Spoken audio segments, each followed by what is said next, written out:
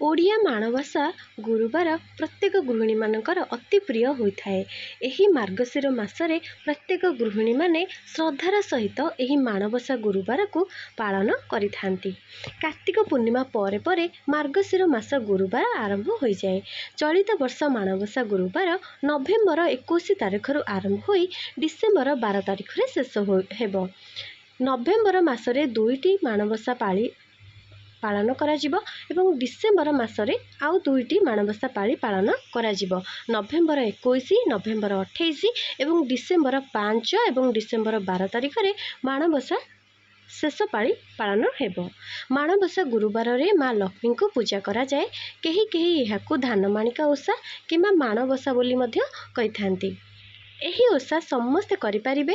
ଯେଉଁମାନଙ୍କର ମାଣବସା ଘରେ ନାହିଁ ସେମାନେ ମଧ୍ୟ ଲକ୍ଷ୍ମୀ ମନ୍ଦିରରୁ ମାଙ୍କର କିଛି ପୂଜା ଜିନିଷ, ଗୁଆ କି ଅନ୍ୟ କୌଣସି ଜିନିଷ ଯାହାକି ମାଙ୍କ ପୂଜାରେ ଲାଗେ ସେମାନେ ଆଣିକି ମାଣବସା ଆରମ୍ଭ କରିପାରିବେ। ପୁରୀର ଲକ୍ଷ୍ମୀଙ୍କ ମନ୍ଦିରରୁ ମଧ୍ୟ ସେମାନେ ପୂଜା ଜିନିଷ କିଛି ମାଙ୍କର ଆଣିକି ମାଣକୁ ଆରମ୍ଭ କରିପାରିବେ। କିମ୍ବା ଘରେ ଯଦି ଯେଉଁମାନେ କେବେ ବି ମାଣବସା କରୁନାହାନ୍ତି, ପୂଜା କରୁନାହାନ୍ତି, ସେମାନେ ମଧ୍ୟ ଘରେ ଝୋଟି ଚିତା ମାଙ୍କର ପାଦ ପଦ୍ମ ପକାଇ ପାରିବେ, ଚିତା ପକାଇ ପାରିବେ, ମାଙ୍କର ବିଶେଷ ଭାବରେ ପୂଜା ମଧ୍ୟ କରିପାରିବେ। ଏହାଦ୍ୱାରା ସେମାନଙ୍କର କିଛି ବି ଅମଙ୍ଗଳ ହୋଇନଥାଏ, ବରଂ ମାଙ୍କ ପୂଜା କଲେ ମଙ୍ଗଳ ହୋଇଥାଏ, ଆମର କିଛି କ୍ଷତି ହୋଇନଥାଏ। ତେଣୁ ସମସ୍ତଙ୍କୁ ମାଣବସା ଉପବାସ ବ୍ରତ କରିବା ଆବଶ୍ୟକ। କେହି କେହି ମାଣ 4 ପାଳି ବସାଇଥାନ୍ତି, ଆଉ କିଛି ଜଣ ଗୋଟେ ପାଳି ମାଣ ବସାଇଥାନ୍ତି କିମ୍ବା କେତେଜଣ ମାର୍ଗଶିର ମାସ ସାରା ମାଣ ବସାଇଥାନ୍ତି। ଯେଉଁମାନେ ମାର୍ଗଶିର ମାସ ସାରା ମାଣ ବସାଇବେ ସେମାନଙ୍କୁ କିଛି ନିୟମର ପାଳନ କରିବାକୁ ହୋଇଥାଏ। ଘରେ ଆମିଷ, ପିଆଜ ରସୁଣ, ପିତା କଷା ଏସବୁ କିଛି ବି ସେମାନେ ଖାଇବେ ନାହିଁ। ମାସ ସାରା ସେମାନେ ବାରିକି ରହିଥାନ୍ତି। ଯେଉଁଠି ଯେମିତି ନିୟମ ରହିଛି ସେମିତି କରିବା ଉଚିତ। ଗୁରୁବାର ଦିନରେ ଶରୀରରେ ତେଲ ଲଗାଇବା ଉଚିତ ନୁହେଁ। ଖଇ ଭାଜିବା, ଆମିଷ, ପିତା କଷା, ପୋଡ଼ା ଖାଦ୍ୟ, ପିଆଜ ରସୁଣ ଏବଂ ଘରର ଝାଡ଼ୁ ମଧ୍ୟ ଅନ୍ୟକୁ ଦେବା ଉଚିତ ନୁହେଁ। ଲାଉ, ମସୁର ଡାଲି, ଛତୁ ଇତ୍ୟାଦି ଗୁରୁବାର ଦିନରେ ମଧ୍ୟ ଖାଇବା ଉଚିତ ନୁହେଁ। ଏହି ଗୁରୁବାର ଦିନ କେବଳ ମାଙ୍କ ପାଖରେ ଭୋଗ ଲାଗିଥିବା ପ୍ରସାଦ ଖାଇବା କଥା। ମାଙ୍କୁ ଗୁରୁବାର ଦିନରେ 3 ଥର ହିଁ ଭୋଗ ଲଗାଯାଇଥାଏ। ପୂଜା ହୋଇଥିବା ସମସ୍ତ ପ୍ରସାଦ ଆପଣମାନେ ଖାଆନ୍ତୁ ପରିବାର ଲୋକମାନଙ୍କ ସହିତ। ଏହି ପବିତ୍ର ଗୁରୁବାର ଦିନରେ ପ୍ରତ୍ୟେକ ସଧବା ନାରୀମାନେ ନାଲି ରଙ୍ଗ, ଧଳା ରଙ୍ଗ କିମ୍ବା ହଳଦିଆ ରଙ୍ଗର ଶାଢ଼ୀ ପିନ୍ଧିବା ଉଚିତ। ଧ୍ୟାନ ଦେବେ, ଧଳା ଶାଢ଼ୀରେ କିମ୍ବା ହଳଦିଆ ଶାଢ଼ୀରେ ନାଲି ରଙ୍ଗର ବର୍ଡ଼ର ରହିବା ଉଚିତ କିମ୍ବା ଫୁଲ ରହିବା ଉଚିତ। ସମ୍ପୂର୍ଣ୍ଣ ସାଧା ଶାଢ଼ୀ କିମ୍ବା ଖାଲି ଧଳା ଶାଢ଼ୀ ପିନ୍ଧିବା ଉଚିତ ନୁହେଁ। ସମସ୍ତେ ଯେଉଁମାନେ ବି ଭିଡ଼ିଓଟିକି ମୋର ଦେଖୁଛନ୍ତି ଦୟାକରିକି କମେଣ୍ଟରେ ଜୟ ମା ଲକ୍ଷ୍ମୀ ବୋଲି ସମସ୍ତେ ଦୟାକରିକି ଥରୁଟିଏ ଲେଖିବେ ଏବଂ ଯଦି ଭିଡ଼ିଓଟି ଭଲ ଲାଗୁଥାଏ ତେବେ ନିହାତି ଗୋଟିଏ ଛୋଟିଆ ଲାଇକ୍ କରିବେ। ଏତିକି ହିଁ ଅନୁରୋଧ ରହିଲା ସମସ୍ତଙ୍କୁ। ଆସନ୍ତୁ ପରବର୍ତ୍ତୀ କଥା ଜାଣିବା। ଗୁରୁବାର ଦିନ ଶରୀରରୁ କୌଣସି ସୁନା ଅଳଙ୍କାର ଉତାରିବା ଉଚିତ ନୁହେଁ। ଏହାଦ୍ୱାରା ଲକ୍ଷ୍ମୀ ଘର ଛାଡ଼ି ଚାଲିଯାଆନ୍ତି। କାରଣ ମା ଲକ୍ଷ୍ମୀଙ୍କୁ ଏସବୁ ଜିନିଷ ପ୍ରତି ଅଧିକ ତାଙ୍କୁ ପ୍ରିୟ ହୋଇଥାଏ। ତ ବିବାହିତା ନାରୀମାନେ ଶରୀରରୁ ମଙ୍ଗଳସୂତ୍ର, ଶଙ୍ଖା, କାନଫୁଲ, ଝୁଣ୍ଟିଆ ଇତ୍ୟାଦି ଉତାରିବା ଉଚିତ ନୁହେଁ। ମା ଲକ୍ଷ୍ମୀ ସନ୍ତୁଷ୍ଟ ହୋଇଥାନ୍ତି ଯେଉଁ ନାରୀମାନେ ଅଧିକ ସଜବାଜ ହୋଇଥାନ୍ତି, ନିଜକୁ ପରିଷ୍କାର ରଖିଥାନ୍ତି। ତ ଗୁରୁବାର ଭଳି ଏକ ଦିନରେ ଆପଣମାନେ ଏସବୁ ଅଳଙ୍କାରକୁ ଦେହରୁ ବା ଶରୀରରୁ ଉତାରିବା ଉଚିତ ନୁହେଁ। ନାରୀମାନେ ନାଲି ଅଳତା, ସିନ୍ଦୁର, ଚୁଡ଼ି, ଗହଣା ଇତ୍ୟାଦି ପିନ୍ଧିକି ମା ଲକ୍ଷ୍ମୀଙ୍କୁ ଯେମିତି ଭଲ ଲାଗେ ସେମିତି ସମସ୍ତେ ସଜେଇ ହୋଇ ପବିତ୍ର ହୋଇକି ଲକ୍ଷ୍ମୀଙ୍କର ମାଣବସା ପୂଜା କରିବା ଉଚିତ। ଗୁରୁବାର ଦିନରେ ବ୍ରତ ରଖୁଥିବା ମହିଳାମାନେ କାହାକୁ ଗାଳି ଦେବା, ଅପମାନ ଦେବା, ମିଛ କହିବା, ସ୍ୱାମୀ ଶାଶୁ ଶ୍ୱଶୁରଙ୍କ ସହିତ କଳି ଝଗଡ଼ା କରିବା ଇତ୍ୟାଦି କାମ କଲେ ବ୍ରତର ଫଳ ପ୍ରାପ୍ତ ହୋଇନଥାଏ। ବାସି ଶେଯରେ ଶୋଇବା କିମ୍ବା ଦିନ ସମୟରେ ଗୁରୁବାରରେ ଶୋଇବା ମଧ୍ୟ ଉଚିତ ନୁହେଁ। କୌଣସି ମଧ୍ୟ ବ୍ରତରେ ଦିନରେ ଶୋଇବା ଉଚିତ ନୁହେଁ। ଗୁରୁବାର ଦିନ ମୁଣ୍ଡ ଧୋଇକି କେଶ କୁଣ୍ଡେଇବା ଉଚିତ ନୁହେଁ। କାରଣ ପ୍ରସାଦ ତିଆରି ହୋଇଥାଏ, ଘରେ ମା ଲକ୍ଷ୍ମୀ ବସିଥାନ୍ତି, ତାଙ୍କର ପୂଜା ହୋଇଥାଏ। ତେଣୁ ଚାରିଆଡ଼େ ଅଡ଼ୁଆ ଚୁଟି ପଡ଼ିବା ଉଚିତ ନୁହେଁ, ଯାହାକି ସବୁ ଜାଗାରେ ଅପବିତ୍ର ସୃଷ୍ଟି କରିଥାଏ। ଆପଣ କେବଳ କେଶକୁ ନ କୁଣ୍ଡେଇକି ଗଣ୍ଠି ପକାଇବା ଉଚିତ। କଳା ରଙ୍ଗର ଶାଢ଼ୀ, କଳା ରଙ୍ଗର ଶଙ୍ଖା, ଚୁଡ଼ି, କଳା ଟିକିଲି ଇତ୍ୟାଦି ପିନ୍ଧିବା ଉଚିତ ନୁହେଁ। କଳା ରଙ୍ଗ ଶନିଦେବଙ୍କୁ ଅତି ପ୍ରିୟ ହୋଇଥାଏ। କଳା ବସ୍ତ୍ର ପିନ୍ଧିଲେ ଶନିଗ୍ରହ ଆକର୍ଷିତ ହୋଇଥାନ୍ତି। ସେଥିପାଇଁ କଳା ରଙ୍ଗ ପିନ୍ଧିବାକୁ ମନା କରାଯାଏ ଏବଂ ମାଙ୍କୁ କଳା ରଙ୍ଗ ବିଲକୁଲ ବି ପସନ୍ଦ ନୁହେଁ। माँ लक्ष्मी को मंदार फूल, कनियर फूल, अपराजिता फूल इत्यादि पूजा करने उचित नुहे। बुधवार दिन खटुली, पीढ़ा, सेर, माण इत्यादि को भल भाव धोईकी सुखीजा पर से चिता देवा उचित। भल शाढ़ी पिंधि मुंड धोईकी बा मुंड सफा करिकी एही चिता देवा उचित। ता सहित पूजा घरे 16 कोठी चिता, माँकर सिंदूक मध्य चिता करवा उचित। जोड़ी माँ बसबे माँ को पूजा हम से 16 कोठीर पद्म आपण मैंने आंकिबे। ता सहित माँ से साइड्रे एक सिंदूक, माँ को एक सिंदूकर चित्र आंकिबे। सिंदूक भितर माँ को प्रिय शंखा, कानफुल,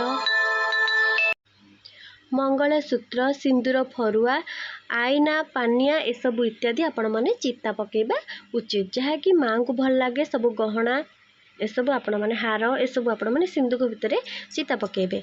छूतक, मृतक एवं मासिक धर्म समय गुरुवार पूजा करेंगे नहीं। एही समय शरीर पवित्र नथिबारु माण बसैबे नहीं कि प्रसाद मध्य प्रस्तुत करेंगे नहीं। मासिक धर्मर 5 दिन होइतिले प्रसाद आपण मैंने बनै पारिबे।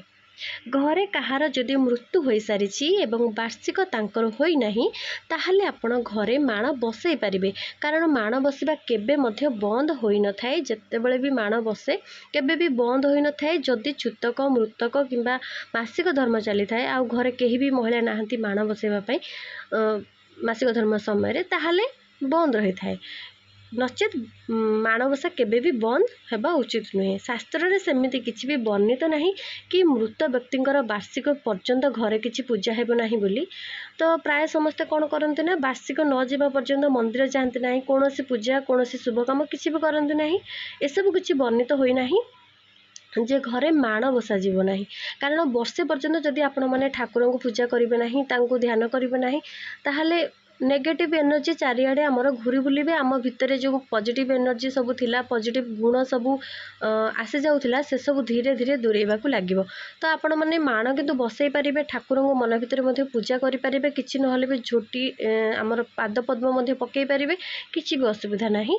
किंतु आपणको गाँ एवं एरिया रे जहा अच्छी आपण सेमिति करंतु। कारण नचेत कली झगड़ा एसबू हम माँ चाहती ना कली झगड़ा कौटी हो बोली। जदि बुझे कि आपण मैंने करेंगे ताहले भल कथा। क्या सहित भी कली करेंगे किसी नहले आपण घर द्वार पाखे माँ को पादचिता को पकईकि मनरे माँ को स्मरण करें। कहीं माणबसा गुरुवार प्रथमाष्टमी जीवा पर आरंभ करिथांती। कारण महाप्रभु जगन्नाथ पढ़ुआ होइथांती, तांको सम्मान जणाई अष्टमी पर माणबसा जाइथाए। कारण पढ़ुआ अष्टमी आमर नुआ बिरी, नुआ चाउल एसबुरे आमर होइथाए। सेथिपाई जेपर्यंत नुआ धान आ बिरी आसेनी, पढ़ुआ अष्टमी जाइनी, प्रथमाष्टमी जाइनी, से पर्यंत घरे माण बसी न थाए। कारण माण तो आमर नुआ धान रे बसे ना, चित्ता मध्य आमर पड़ी थाए नुआ चाउल रे। तो सेथिपाई प्रथमाष्टमी जीवा पर मध्य कई जण करिथांती। ओडिसा रे अनेक प्रांत रे अनेक प्रकार कथा, अनेक प्रकार नियम देखा जाए। आपणको गाँ रे आपणको एरिया रे जेमिति पालन कराउछ आपण सेमिति करिवे। प्रथमाष्टमी रे घर को नुआ धान बिरी आसी थाए। ता पर ठारू माणबसा गुरुवार आरंभ होई थाए। खास करी किछि जण प्रथम पाळी माणबसा करि न थांती, चित्ता झोटी किछि पक्का जाई न थाए। अष्टमी पर आरंभ होई थाए। सेथिरे आपण माने चित्ता पड़ी थाए, नुआ चाउल रे चित्ता पड़ी थाए, पिठा होई थाए, खीरी खेचुड़ी हेबा सहित नुआ धान रे मध्य माण बसे। सेथिपई अष्टमी पूर्व माण बसा जाई न थाए। किछि स्थान रे माण बसाइबा पई धान हेउची बासमती धान, शारदा धान किंबा देसी धान रे माण बसी थाए, जहार रंग धला होई थाए। सांग माने जो माने वीडियोटी देखुछंती बहुत बहुत धन्यवाद आपनको। जहा हो आपण माने धैर्य सहित वीडियोटी को देखुछंती। जदि वीडियोटी भल लागु थाए ताले कमेंट रे जय मां लक्ष्मी लिखंतु एवं वीडियो को छोटिया लाइक कर दियंतु। जदि इच्छा होची करंतु, नहले लाइक न करंतु। जदि इच्छा अछि निहाती लाइक करिवे। प्रत्येक नारी मानकु बुधवार दिन माण धोईकी रखिबा पई पड़ी थाए। घर द्वारा सफा करिकी गोबर लिपिबा पई पड़ी थाए। ता सहित घर चारिआडे झोटी चिता पकेबा पई मध्ये पड़ी थाए। माण धोइबा, चिता पकेबा काम करिबा समय रे धुआ परिष्कार पोशाक लुगा पिंधिकी ए सब काम करिबा उचित। अपरिष्कार न गाधेकी किंबा खाइथिबा पोशाक ए सब लुगा ए सब पिंधिकी ए काम करिवे नाही। मासिक धर्म, छूतक, मृतक समय झोटी किंवा चिता निजे पकेଇବା उचित नुहे, कारण जेहेतु निजे शरीर अशुद्ध थाए से एसबू करने को मना करा जाए। बुधवार दिन ठारू पूजा पाई सबू जोगाड़ करके रखा उचित, जमीक पद्म फूल, सोरिष फूल, गेंडु फूल, आंब पत्र, बरकोली पत्र, दुब, फल, आखु, मूला, अँला, अरुआ चाउल, भोग पाई परिबा, चाउल, डाली इत्यादि जहाँ सब संकुटी भोग लगे से परिबा आमर दरकार होता है। परिबा चाउल एसबू आपण मैंने से दिन रखिदेवे पूर्व दिन ठारू। पितल पूजा थाली, दीप, धूपदानी, कलश, पितल ग्लास इत्यादि को बुधवार दिन धोईकी भल भाव सफा करके रखिदेवे। गुरुवार दिन हलदी लगे बुड़ पकई अर्थात मुंड धोईकी गाधोଇବା उचित। बुधवार दिन मुंड को आपण मैंने सफा करदे, सांप करेंगे, किंतु गुरुवार दिन में केवल मुंड धोइबे, सफा करेंगे। मैला पानी बिल्कुल भी गुरुवार दिन जीवा उचित नुहे बा धोइबा उचित नुहे, से गुरुवार दिन केवल मुंड धोइबे।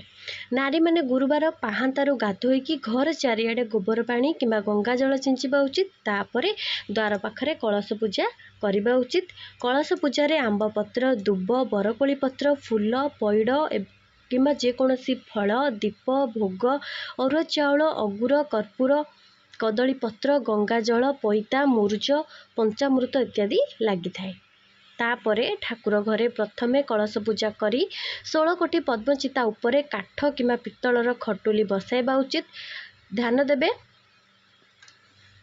काठ पीढ़ा किंबा खटुली जमती कंटा लुहा कंटा जमती बाड़िया है नथिबो सेमिति ही दरकार। तापर पीढ़ा रखिकी ता उपरे गौणी एवं गौणी भितरे माण बा सेर रखा जाए। गौणी मध्य पित्तल किंबा बेतर हेबा उचित। मन रखंतु बाउंसर जमती होई नथिबो।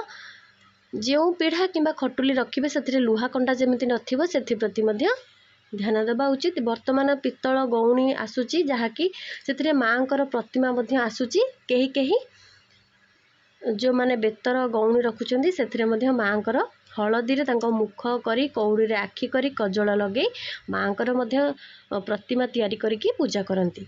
गौणी एवं माणरे धान एमिति भरंतु जेमिति धान पूर्ण होइकी खटुली रे पड़िबो। तापरे पूर्ण होई जिवो गौणी पूरा माण, तापर गौणी पूरा फुल होई जिवो, तळे पड़िबो खटुली रे।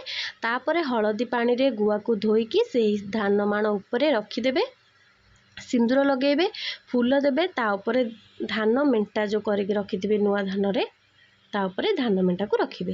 तापर एक नाली ओढ़णी को माँ को ऊपर पकई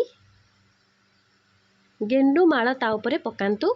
माँ जने नुआ बहु परी सुंदर देखा जिबे एमिति सजेबा परे तापरे समस्त फलमूल आखु मूला अँला डाल अँला पद्म फूल रखंतु। माणबसा बही रखंतु। सुदशा व्रतरे व्रत पेड़ी रखंतु। सुदशा व्रतर बही रखंतु।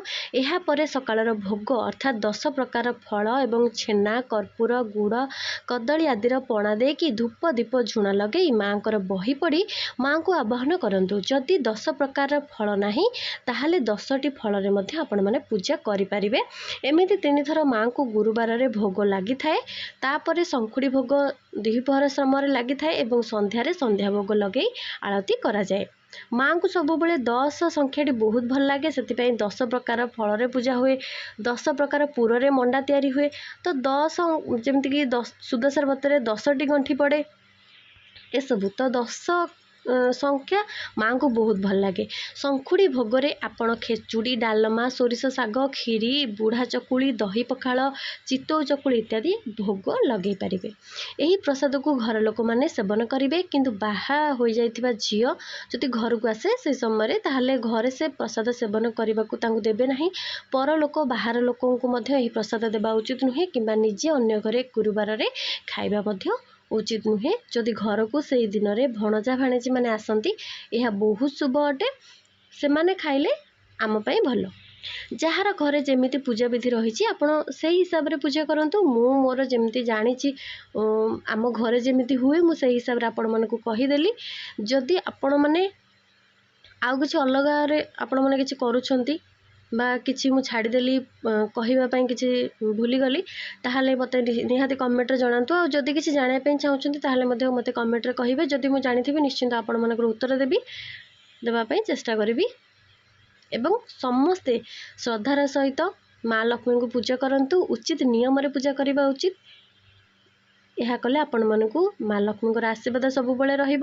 ଆପଣଙ୍କ ଘରେ ସବୁବେଳେ ଧନ୍ୟ ଧନ୍ୟ ପୂର୍ଣ୍ଣ ହୋଇକି ରହିବ। ଆପଣଙ୍କ ଘରେ କେବେ ବି ଅଭାବ ରହିବ ନାହିଁ। ଆପଣ ନିହାତି ଭାବରେ ମା ଲକ୍ଷ୍ମୀଙ୍କର ପୂଜା ଶ୍ରଦ୍ଧାର ସହିତ କରିବା ଉଚିତ। ଆଶା କରୁଛି ଆପଣମାନଙ୍କୁ ସାଙ୍ଗମାନେ ଭିଡ଼ିଓରୁ ବହୁତ କିଛି କଥା ଶିଖିବାକୁ ମିଳିଥିବ। ଯଦି କିଛି ବି ତ୍ରୁଟି ରହିଯାଇଛି ଦୟାକରି ମୋତେ କ୍ଷମା କରିଦେବେ। ଆଉ ଯଦି ଭିଡ଼ିଓଟି ଭଲ ଲାଗେ କମେଣ୍ଟରେ ନିହାତି ଜୟ ମା ଲକ୍ଷ୍ମୀ ବୋଲି ସମସ୍ତେ ଲେଖିବେ। ଭିଡ଼ିଓ ଗୋଟେ ଛୋଟିଆ ଲାଇକ୍ କରିବେ। ଏମିତି ପ୍ରତ୍ୟେକ ଦିନ ଯଦି ଶିକ୍ଷଣୀୟ ଭିଡ଼ିଓ ପାଇବା ପାଇଁ ଚାହୁଁଛନ୍ତି ତେବେ ଆମ ଚ୍ୟାନେଲକୁ ନିହାତି ସବସ୍କ୍ରାଇବ୍ ମଧ୍ୟ କରିବେ। ଆଜି ପାଇଁ ଏତିକି, ରହିଲି। ଜୟ ମା ଲକ୍ଷ୍ମୀ। ଧନ୍ୟବାଦ।